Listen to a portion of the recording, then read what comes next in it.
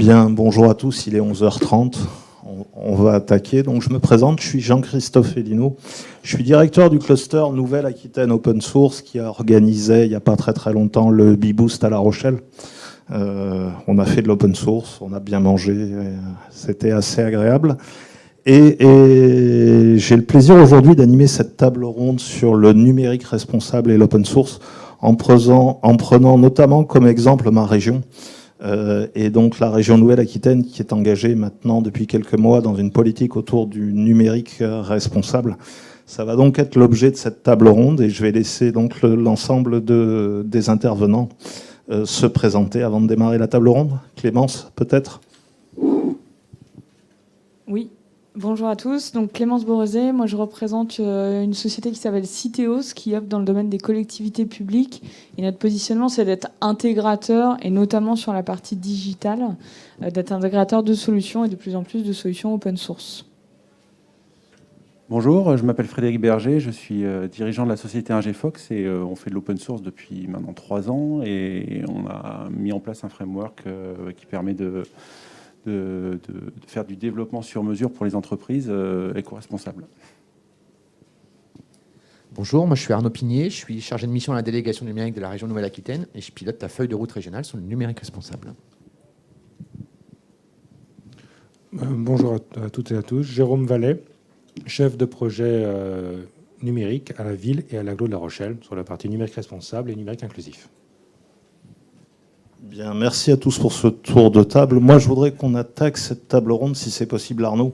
Comme je le disais en introduction, la région Nouvelle-Aquitaine s'est engagée dans une démarche assez forte autour du numérique responsable maintenant depuis 1 an et demi, 2 ans, si je ne dis pas de bêtises. Tout cela en corrélation avec une feuille de route régionale qui s'appelle Néoterra. Écoute, je voudrais que tu nous présentes peut-être en introduction Néoterra et surtout après que tu expliques un petit peu la démarche numérique responsable qui a été mise en place. Donc effectivement, comme vous le savez, les régions ont subi d'importants changements à la fin des quelques années. Et dans ce cadre-là, donc un nouveau schéma régional de développement économique a été voté en 2017 en Nouvelle-Aquitaine, qui définissait un certain nombre d'ambitions de développement économique, notamment sur le volet numérique. En 2019 a été votée par nos élus une feuille de route qui s'appelle Néoterra, qui est une feuille de route qui vise à réaligner l'ensemble des politiques régionales avec les enjeux de transition climatique qu'on connaît tous.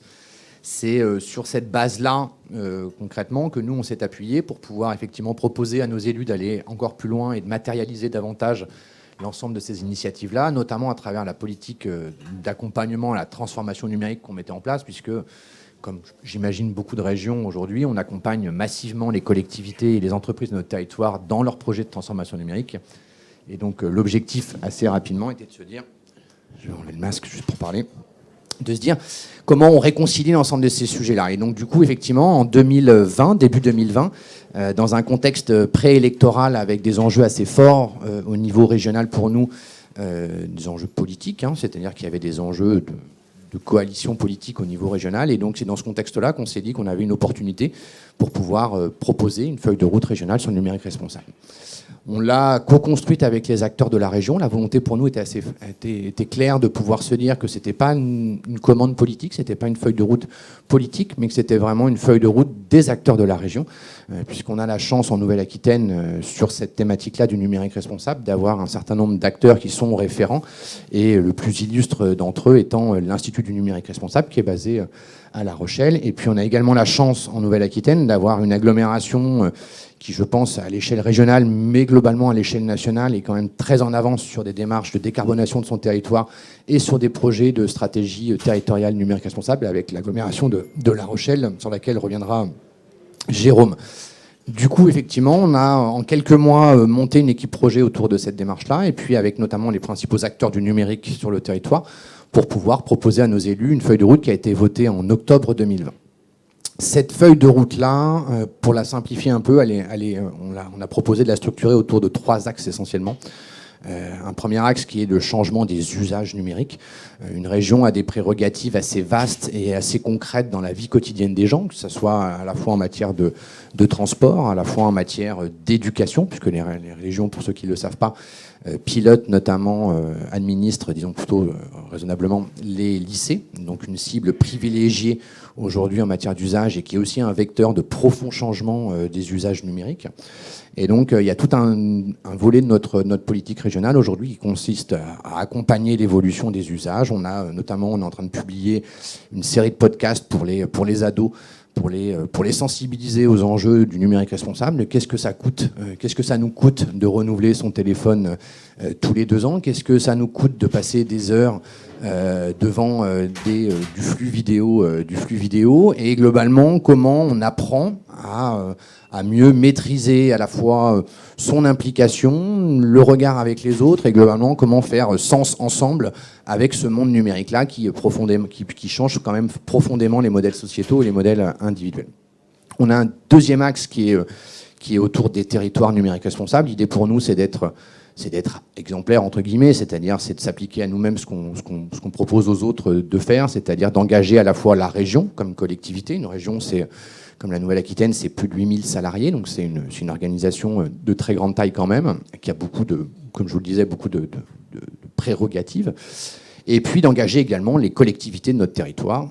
Donc il y a aujourd'hui La Rochelle qui est clairement à la pointe sur le sujet, mais on a l'agglomération de Limoges qui est en train de s'engager, on a l'agglomération de Bordeaux aussi qui est en train de s'engager dans une stratégie territoriale numérique responsable, l'agglomération de Pays Basque, et puis on a plusieurs grandes villes comme Poitiers ou Niort qui sont en train de basculer dans cette démarche-là, bien conscients des enjeux aujourd'hui écologiques que représente le numérique et surtout des opportunités que représente en termes sociétaux et environnementaux le basculement vers des stratégies numériques responsables. Le dernier pilier, c'est vraiment je pense ce qui fait la caractéristique forte de notre région, c'est d'accélérer sur le volet de développement économique. Une région, aujourd'hui, les régions sont celles qui ont la prérogative en matière de développement économique des territoires.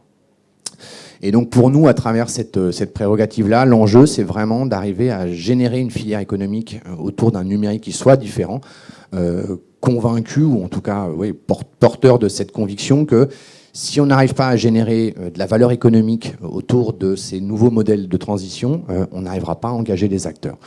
Et donc on cherche vraiment à constituer tout un tas de bonnes raisons pour donner aux entreprises, qui sont aujourd'hui des grosses acheteuses de services numériques, aux collectivités, qui sont aussi des gros consommateurs de services numériques, et puis également à l'ensemble du secteur numérique de la région, de monter en compétences pour pouvoir réunir tout ça et générer progressivement des nouvelles activités de transformation numérique responsables. Et les régions, en tout cas, c'est là aussi une des convictions qu'on porte sur cette transition-là, c'est que les régions sont finalement, par les outils dont elles disposent, et notamment des outils importants en matière de subventions. Une région aujourd'hui, sur le volet de transformation numérique, c'est plusieurs dizaines de millions d'euros par an qu'on injecte dans nos entreprises et nos collectivités pour les accompagner dans leurs projets.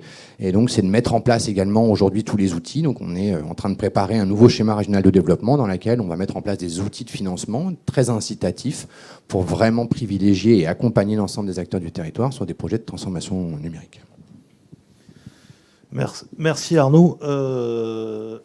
Moi, je suis quand même interrogatif. On est aujourd'hui à l'Open Source Experience. Que fait le numérique responsable sur une manifestation liée à l'open source, justement ? Moi, ça me semble une évidence que je vais essayer de tenter d'expliquer, mais c'est de dire qu'aujourd'hui, effectivement, la question du numérique, je pense que du numérique responsable, je vous l'apprends pas, c'est à la fois et avant tout, malgré tout quand même, les équipements, la problématique majeure aujourd'hui. Quasiment 40 à 45% du fardeau écologique du numérique est porté par ces équipements, avec 60 à 70% qui est lié exclusivement à la phase de production de ces équipements-là. Donc c'est clairement aujourd'hui un des enjeux majeurs sur lesquels on a néanmoins très peu d'effets de levier. Mais les deux autres axes du numérique responsable sont effectivement les réseaux et les logiciels. Sur les réseaux, à l'échelle régionale, on a une politique très ambitieuse en matière de développement d'infrastructures de très haut débit. Convaincu aussi que le très haut débit et les technologies Wi-Fi, quelque part, peuvent être des éléments de substitution à la technologie, aux technologies mobiles, et donc de pouvoir, de ce point de vue-là, apporter des éléments de réponse. Et puis sur le volet logiciel, très clairement aujourd'hui, le volet logiciel, Il y a des sujets d'éco-conception numérique, mais le numérique, l'open source, pour le coup, dans sa dimension déjà philosophique, voire politique, qui est de se dire, qui est l'idée derrière l'open source, qui est de la création de communs, et en l'occurrence de communs numériques. Et cette démarche-là de création de communs, avec une forme de factorisation des logiciels qui sont développés et de tout ce que ça peut aller derrière, on est convaincu que ça fait nécessairement partie des outils qui vont nous aider à pouvoir dépasser cet enjeu-là, ou en tout cas alléger les logiciels, rationaliser sans doute le parc de logiciels aujourd'hui, et puis favoriser la collaboration entre l'ensemble des individus pour pouvoir se disposer collectivement d'une ressource qui aujourd'hui, je pense que tout le monde en a conscience, qui devient une ressource collective, une ressource critique pour nos sociétés. Sans le numérique, il n'y a plus de continuité scolaire, il n'y a plus de continuité des entreprises, il n'y a plus de continuité de l'administration. Donc le numérique est un bien commun, et l'open source est clairement aujourd'hui, je trouve, je le trouve, il n'y a pas que moi en l'occurrence, mais l'open source est très clairement cette dimension commune qui est nécessaire pour pouvoir faciliter cette transition logicielle notamment. Voilà, effectivement, pour compléter ce que tu indiques, vous êtes dans une région qui a, depuis le début des années 2000, un chargé de mission logiciel libre, à la région Nouvelle-Aquitaine, qui promeut depuis très très longtemps effectivement cette filière. Ça a commencé en 2000 avec l'organisation des rencontres mondiales du logiciel libre, et donc une partie de développement économique à partir de 2012 avec l'arrivée d'Akinetic Now. On a beaucoup parlé, merci Arnaud, on a beaucoup parlé de La Rochelle, et de La Rochelle comme d'un territoire exemplaire. Je crois qu'il y a beaucoup de choses à raconter autour de l'INR, l'Institut du numérique responsable, mais aussi autour du projet LRTZC que je vais te laisser présenter, La Rochelle, territoire zéro carbone. Jérôme, c'est à toi. Oui, donc on est exemplaire, on essaye. C'est bon, on va faire plus modeste. Donc moi j'appartiens à une entité qui s'appelle la Direction de la transformation numérique, qui a été créée au 1er janvier 2019. Et dans notre feuille de mission, c'est donc il y a le numérique responsable, le numérique inclusif, éducatif, accessibilité numérique.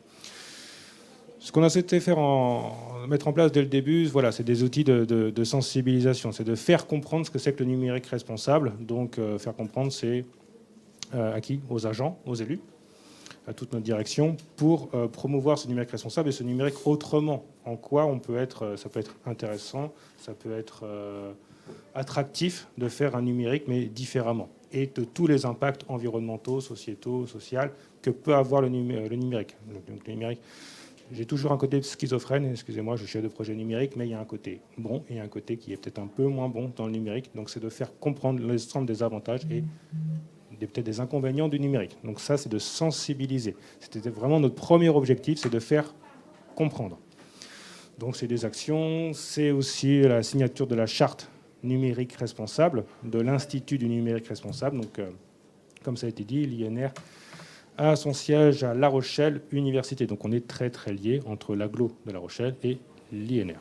Donc on a signé cette charte qui vraiment permettait d'engager l'agglomération, la ville, l'université, le grand port et Atlantec, notre secteur bas carbone industriel, dans une démarche de dire oui, on veut faire un numérique, on fait un numérique, mais on va essayer de le faire un numérique autrement. Donc ça, c'est la signature de cette charte. Puis après, on a intégré aussi l'INR, donc dans le secteur public, où donc l'ensemble des collectivités et des ministères œuvrent dans ce collège secteur public, où c'est un partage de connaissances, et on a, grâce à l'INR, quelques livrables intéressants, évidemment, parce qu'on travaille en amont là-dessus, comme le guide d'achat numérique responsable, comme les guides d'éco-conception, etc., qui ont été repris ensuite par la DINUM.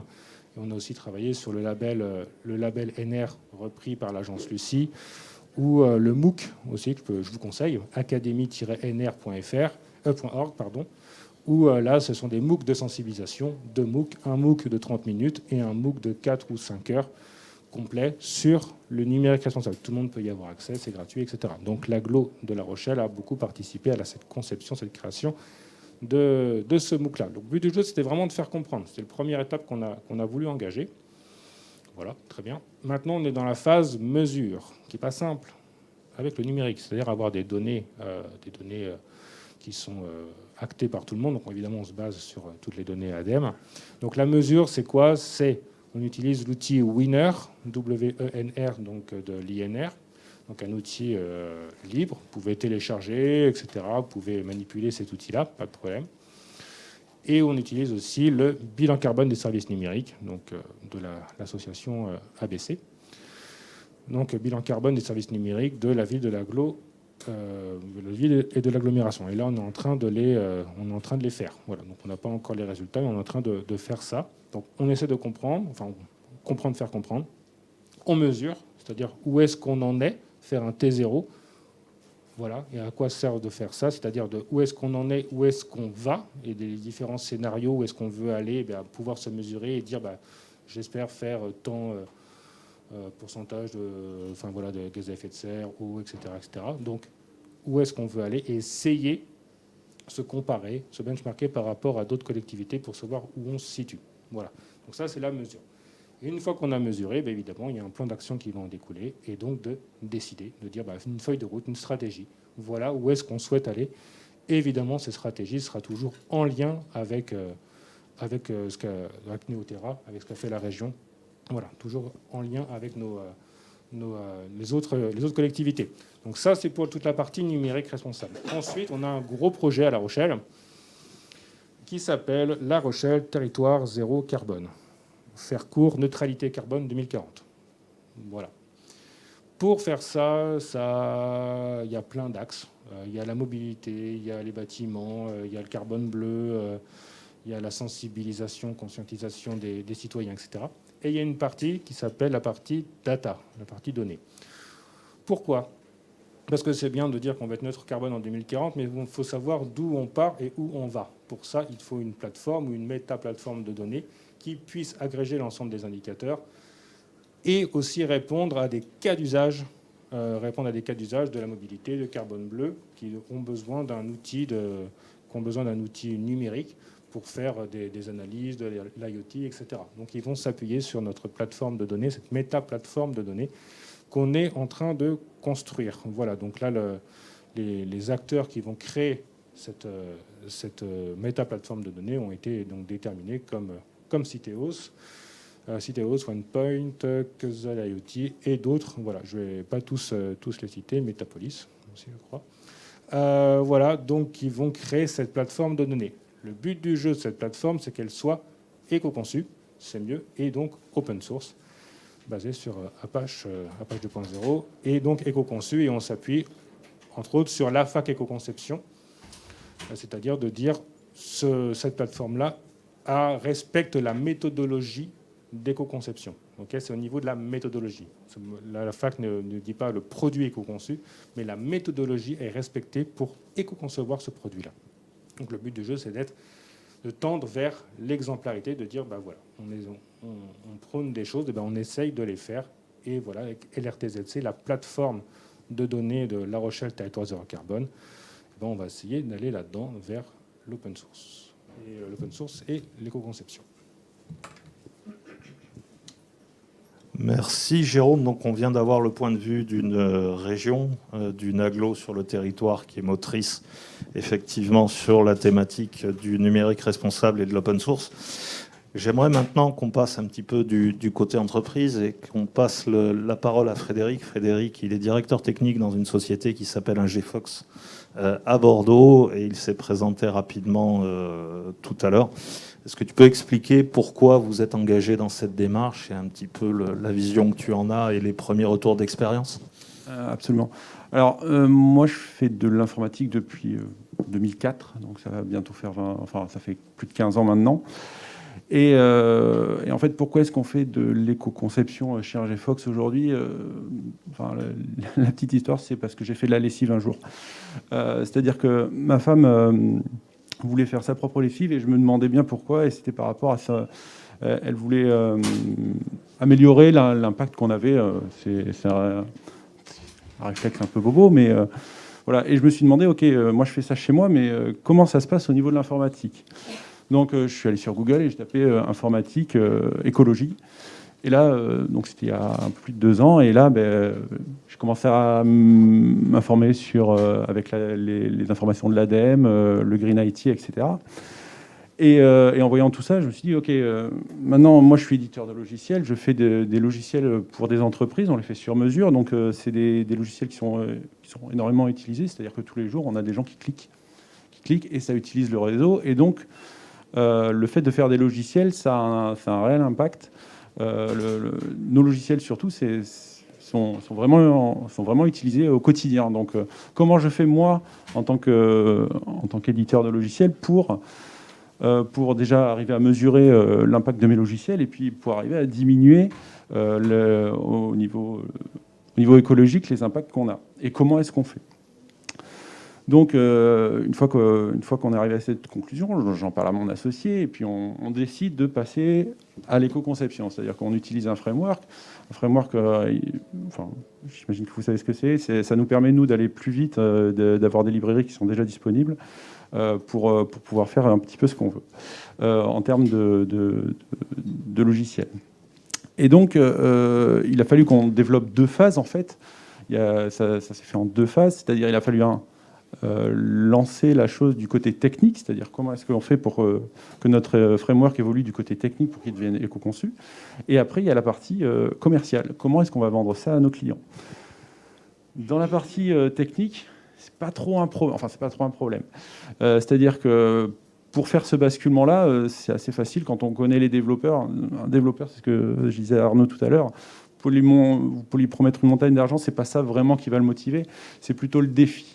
Donc, la bonne idée que j'ai eue, si j'en ai eu une bonne un jour, c'était celle-là, c'est-à-dire qu'on a des règles de codage, et la première règle de codage qu'on a mis en place, c'est entre plusieurs solutions, on prend toujours la solution la plus éco-conçue. Et en fait, c'est ça qui a fait accepter à l'équipe de dev le fait de basculer dans l'éco-conception. C'est-à-dire que la première fois, un développeur est arrivé, il m'a proposé une solution, je lui ai dit non, fais pas celle-là parce qu'elle ne correspond pas à la règle 0. Tu fais des allers-retours, tu fais trop d'allers-retours entre le client et le serveur. Donc, propose-moi autre chose. Et à partir de ce moment-là, pour eux, maintenant, c'est un défi. Au début, c'était un défi, puis maintenant, c'est un jeu. C'est arriver à penser les choses pour que ce soit éco-conçu. Donc, le côté technique, c'est comme ça qu'on l'a fait évoluer. Et petit à petit, en fait, notre framework, on l'a fait évoluer dans ce sens. On a modifié nos librairies, on a modifié nos algorithmes pour réfléchir en termes d'éco-conception. Ensuite, on est passé au côté commercial. Comment est-ce qu'on vend ça à nos clients ? Et donc, mon associé, qui est le commercial de l'entreprise, me dit, voilà, il me faut des arguments. OK, alors je lui dis, des arguments, OK. En fait, si on faisait des jeux vidéo, par exemple, sur un téléphone portable, on gagnerait 25% de batterie. C'est-à-dire, au lieu de jouer 1 heure, on peut jouer 1 heure et quart en faisant de l'éco-conception. Je fais, ouais, mais c'est pas ça que moi je cherche. Moi, je parle à des dirigeants qui ont besoin de logiciels. Ce qu'ils veulent, c'est avoir un équivalent monétaire. Et en fait, étant donné que l'éco-conception, une grosse partie de l'éco-conception repose sur la quantité de données qui traversent un réseau et l'utilisation du processeur de chacune des machines, en fait, en France, le réseau, c'est... je parle pour les TPE, en général, vous prenez un abonnement chez Orange, chez SFR ou ailleurs, et du coup, vous êtes au forfait. Donc, la quantité de data, ils s'en fichent. La consommation au niveau des PC, voilà, vous mettez un PC, vous mettez un chauffage à côté, en fait, c'est l'économie est négligeable.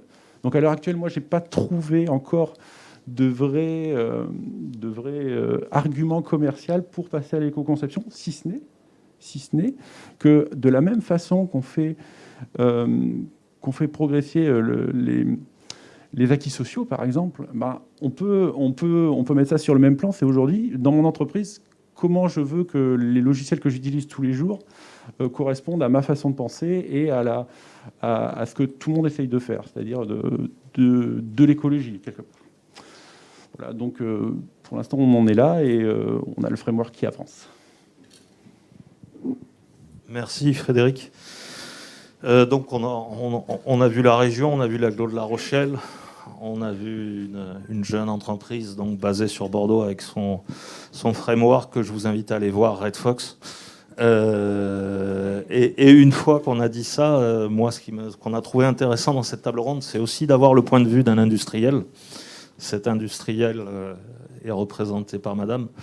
Et moi, j'aimerais bien savoir aujourd'hui comment le numérique responsable, comment l'open source lié au numérique responsable, il est perçu chez toi, et en l'occurrence Citeos, groupe Vinci.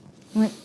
Alors, je vais faire un petit détour sans parler vraiment du numérique, je vais parler du hardware. En fait, Citeos, c'est 70 entreprises qui travaillent pour les collectivités publiques. Et le cœur du business, c'est avant tout de proposer des solutions pour faire des économies d'énergie sur un parc d'infrastructures qui sont des infrastructures urbaines qui traitent de l'éclairage, de la signalisation lumineuse, des bornes d'accès. Donc, nous, notre métier, c'est de déployer des nouveaux équipements. Mais en fait, on prend conscience progressivement, et en fait, le projet de La Rochelle et la façon dont il a été formulé par un acteur public nous motive à penser différemment des offres.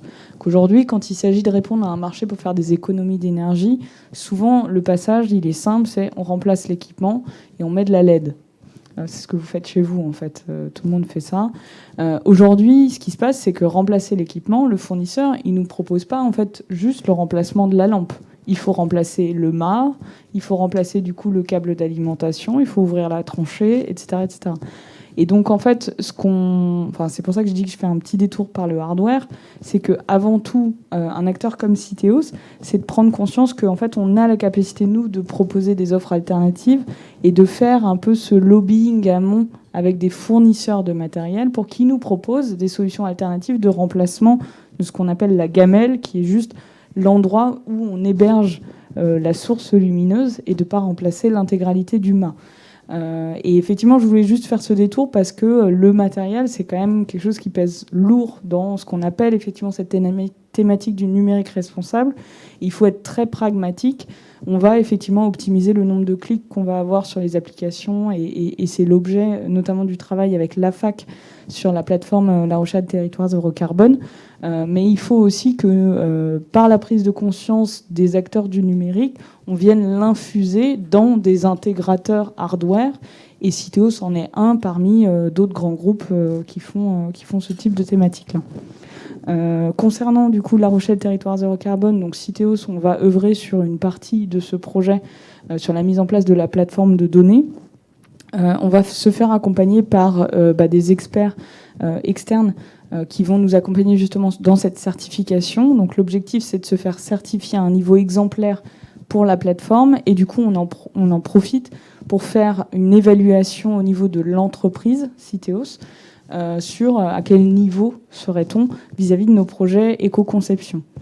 Vis-à-vis de la conception logicielle et du coup de l'open source, si j'y arrive, effectivement c'est un tournant, c'est-à-dire que on a toujours travaillé en fait sur des technologies qui étaient disponibles et on travaille pas vraiment avec des éditeurs fermés, mais on est plutôt dans le domaine de l'inner source, c'est-à-dire qu'on a toujours eu cette philosophie de livrer nos codes, de faire la réversibilité, mais pas forcément sur la place publique. Et là, l'objectif, c'est effectivement de prendre ce tournant-là, de l'assumer et du coup de se faire accompagner par plein d'acteurs, et notamment sur le projet de La Rochelle Territoire Zéro Carbone, travailler en relation avec l'INR, donc, qui, lui, a effectivement cette méthodologie d'évaluation au niveau des machines, au niveau des appels aux machines, de la capacité de celles-ci, est-ce qu'on est bien dimensionné par rapport aux besoins. Nous, ce qu'on amène, c'est aussi l'ingénierie d'analyse du besoin dans la construction des applicatifs logiciels.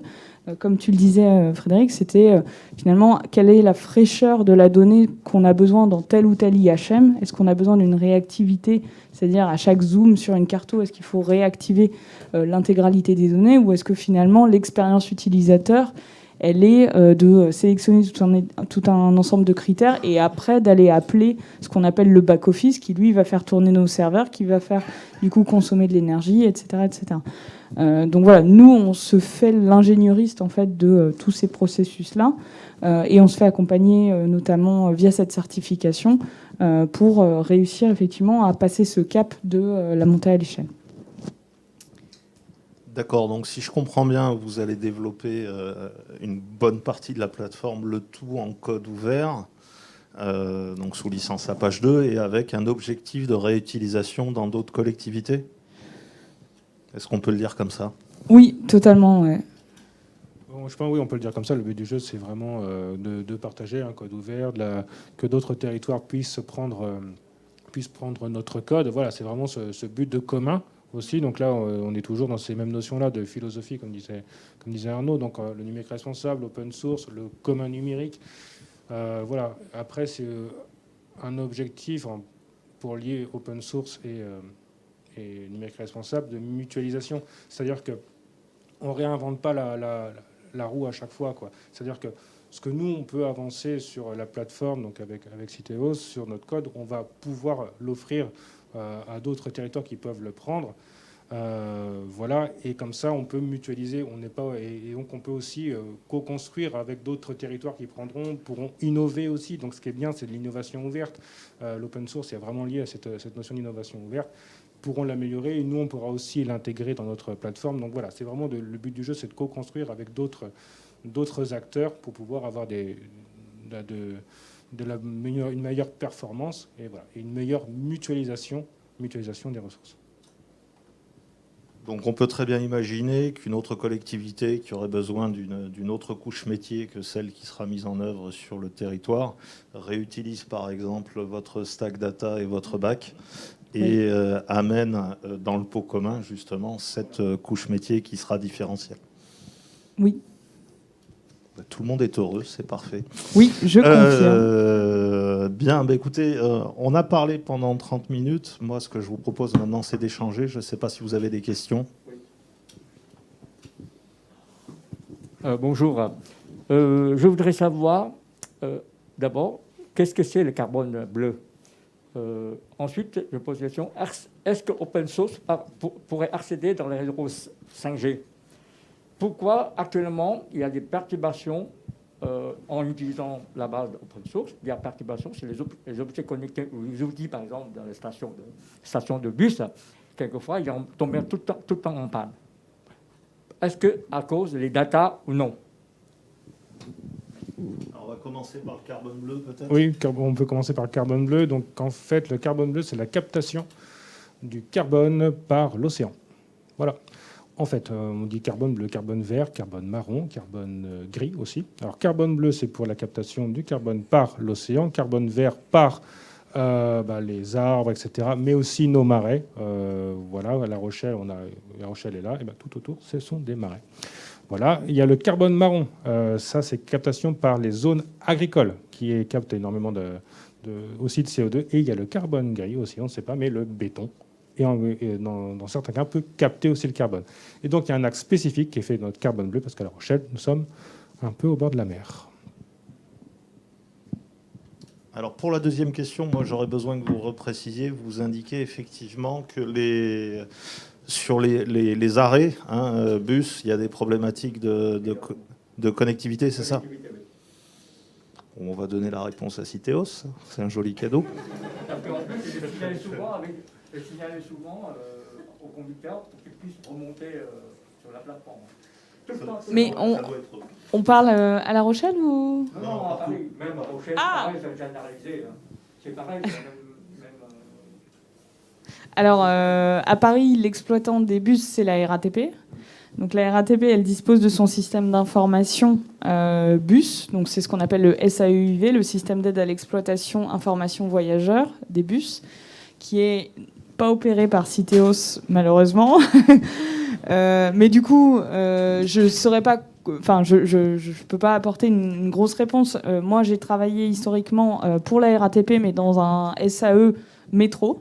Donc je sais qu'il y a toute une infrastructure associée à la présence effectivement de capteurs dans les équipements embarqués qui traversent via le réseau qui est mis en place par la RATP. En l'occurrence, dans le métro, c'est un réseau qui est filaire et qui est sécurisé parce que on gère de la traction, donc on gère de l'énergie sur les rails. En l'occurrence, sur les bus, je pense que ça passe par de la 4G, voire un réseau peut-être radio privé de la RATP. Voilà, je ne peux pas aller beaucoup plus loin que ça, navré. Sinon, je ne sais pas si je déborde un peu par rapport à votre question, mais ça, le but du jeu aussi, c'est de mélanger les technos. C'est-à-dire qu'on peut faire de la low-tech avec d'autres technologies beaucoup plus poussées. Mais le but du jeu, donc on revient à l'éco-conception, etc., c'est toujours quel est le besoin, en fait. C'est toujours se raccrocher à quel est le besoin. Est-ce qu'on a besoin de la 5G en temps réel avec un flux de données important, si c'est pour remonter de la data ou, par exemple, dans le bus. Je vais prendre un exemple de la semaine dernière. Est-ce qu'on est obligé, sur tout ce qui est billettique, c'est-à-dire le relevé de l'ensemble des tickets, quel est le besoin? Est-ce qu'on a besoin d'un temps réel qui envoie systématiquement une information au centre, ou est-ce que lorsque le bus rentre, lorsqu'il est au dépôt, il peut faire, via un système plus low-tech, envoyer cette information-là pour notre suivi? Voilà. Est-ce que les constructeurs sont en capacité de différencier? Est-ce que c'est en temps réel ou est-ce que non? Nous, on dit non. Notre besoin n'est pas forcément du temps réel pour savoir le nombre de passagers qui rentrent. C'est peut-être pas forcément le cas. C'est peut-être pas forcément le temps réel qui nous convient. Mais en fin de journée, ça nous intéresse évidemment pour le suivi de nos bus. Ça nous intéresse. Voilà, c'est ça notre besoin. Est-ce que vous, fournisseurs, êtes en capacité de dire bah non, vous êtes tout le temps en temps réel? Bah non, nous, on veut une communication à la fin de journée. Voilà. Et le but du jeu, c'est toujours de travailler avec nos fournisseurs. Nous sommes donc collectivité, nous avons tout un écosystème qui est autour de nous, donc nos fournisseurs, nos prestataires. Et le but du jeu, c'est de mettre des critères, des clauses numériques responsables, open source, etc. et travailler en partenariat avec eux pour les faire évoluer. Ce n'est pas essayer de les contraindre, on ne marche pas comme ça. On marche vraiment sur le partenariat. Voilà. On veut évoluer là-dedans. Fournisseurs, prestataires, aidez-nous à aller là-dedans et on va vous aider aussi. C'est vraiment ce but du jeu-là. Et actuellement, ils utilisent encore le 4G, c'est ça, les réseaux pour le capteur? Ça dépend pour quel capteur, ça dépend pour quelle chose. Ça dépend. Voilà. Tout dépend de sur quel besoin on parle. Parfois, il y a des éléments 4G, parfois... Oui. Merci. Donc je vais rebondir en fait sur le mot quel est le besoin. Bon, j'ai lu aussi Green IT, j'ai parcouru. Shift Project, première des mesures, c'est faire durer plus longtemps les équipements électriques et électroniques. Voilà. Donc j'ai une problématique, donc le besoin suivant. Moi, ce que je cherche à faire, c'est faire durer plus longtemps les vieux smartphones. Voilà. Donc les problématiques des vieux smartphones, c'est pas tellement matériel, en vrai, c'est plutôt logiciel. Du coup, alors, il existe, et là, le livre est plutôt bien représenté, puisqu'il y a, en tout cas pour Android, on va dire des distributions particulières. Hein, je vais en citer quelques-unes. Lineage, voilà. Ça peut régler effectivement la question OS. Bon, après, c'est un peu compliqué pour le mettre en œuvre, mais on y travaille. Ma question, elle est peut-être plutôt pour Frédéric, parce que là, du coup, c'est sur la question de l'éco-conception du logiciel. C'est-à-dire que, OK, j'ai un OS du coup, que potentiellement je peux mettre, donc, à voir si le modèle le permet. Mais une fois que j'ai l'OS, après, j'ai aussi besoin, on va dire, d'un parc logiciel qui va bien et des fois un peu spécialisé. Du coup, comment potentiellement je peux faire pour avoir peut-être du coup des machines qui fonctionneraient encore avec pas que l'OS, mais aussi un environnement qui fait que ça renforce les usages de ce vieux téléphone. Et notamment dans le cadre de situations, je dirais, de personnes en situation de précarité qui peuvent aussi avoir des besoins. Voilà, donc c'est ça en fait mon besoin. Et du coup, je ne sais pas, est-ce qu'autour de la table, c'est un besoin qui peut être partagé et surtout traité. Voilà. Je te sauve. Oui, moi je voudrais rebondir sur ce que vous venez de. Voilà, je voudrais rebondir sur ce que vous venez d'indiquer. Il existe aujourd'hui effectivement beaucoup de structures et à La Rochelle, je pense notamment aux ateliers du bocage, si je dis pas de bêtises, Jérôme. C'est plus vers Niort, mais. Ouais.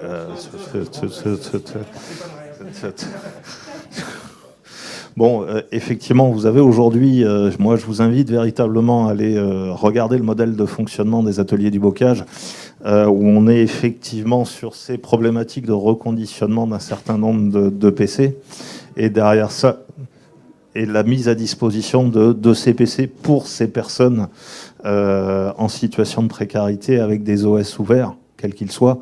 Et je sais qu'ils ont attaqué a priori la même chose sur la téléphonie. où vous l'avez dit, c'est-à-dire qu'on arrive aujourd'hui à trouver... alors, il y a différents types de distribution, hein, de systèmes d'exploitation sur la téléphonie. Il y a ce qu'a voulu faire Gaël Duval et qui marche plutôt pas mal. Et puis, il y a des OS qui sont plutôt légers et qui marchent aussi très bien. Et le modèle des ateliers des bocages, moi, c'est un modèle que j'aimerais bien voir reproduit, on va dire, à d'autres endroits en France, à La Rochelle. Puisque c'est pas à La Rochelle.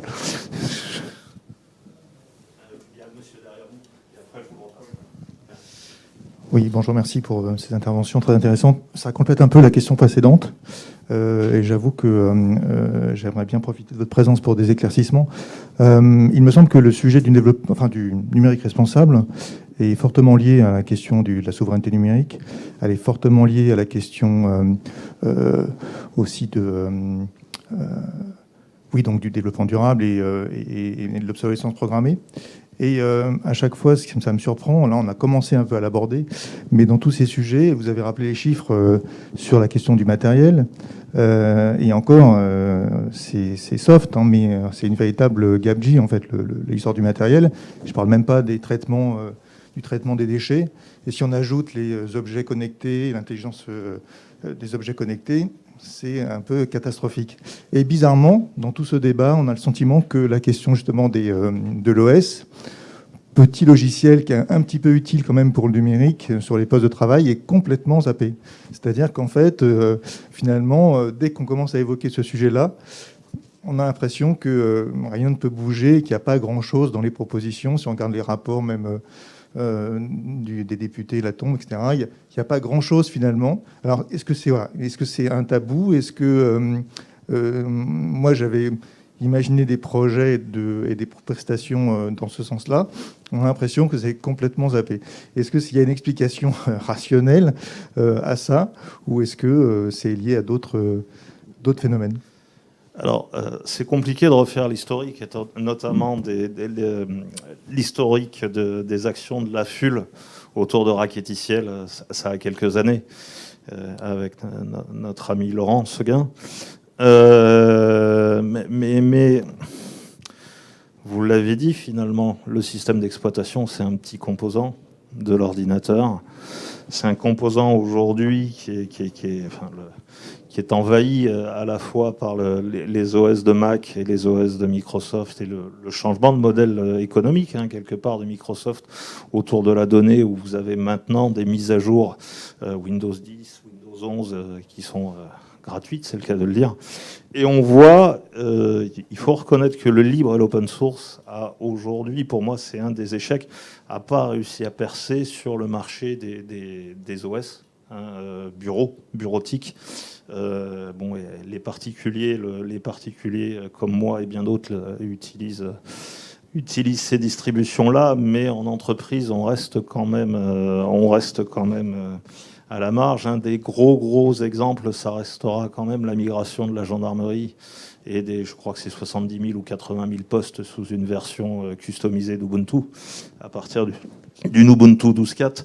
Mais une fois qu'on a dit ça, c'est vrai qu'aujourd'hui, l'OS libre, quel qu'il soit, il n'a pas percé. Il n'a pas percé dans les collectivités, à quelques rares exceptions près. Il n'a pas percé dans les entreprises. Ça reste aussi... Alors moi, j'ai eu la chance d'assister à une migration de postes de travail Windows vers des postes de travail Ubuntu dans une entreprise de 250 personnes. Ça n'a pas été un long fleuve tranquille, pour être très transparent avec vous et pour bien des raisons. Donc oui, c'est sans doute un des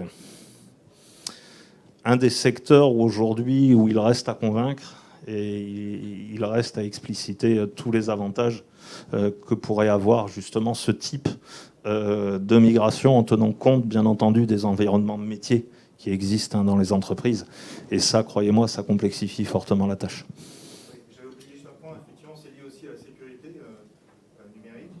Et petite anecdote, je suis allé récemment, je fais un petit passage à l'hôpital et sur les postes de travail, il y avait un ordinateur qui fonctionnait sur Windows XP.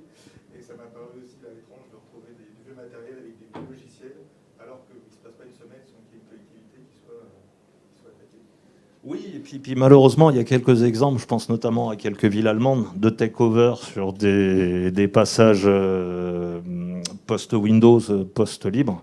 où au bout d'un moment, les DSI ont craqué en expliquant que l'appropriation des systèmes ne s'était pas faite correctement. Les coûts de formation et les coûts de conduite du changement étaient beaucoup trop énormes pour pouvoir justement continuer dans la démarche.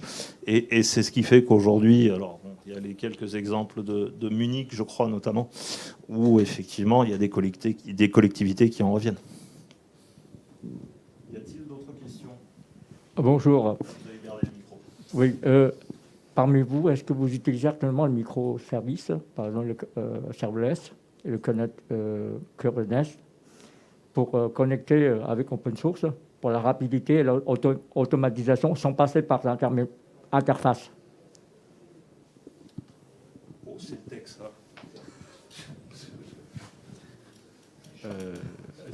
Est-ce que, en fait, grosso modo, est-ce qu'on utilise des services qui nous permettent de nous connecter sur les machines sans avoir d'interface tous les jours?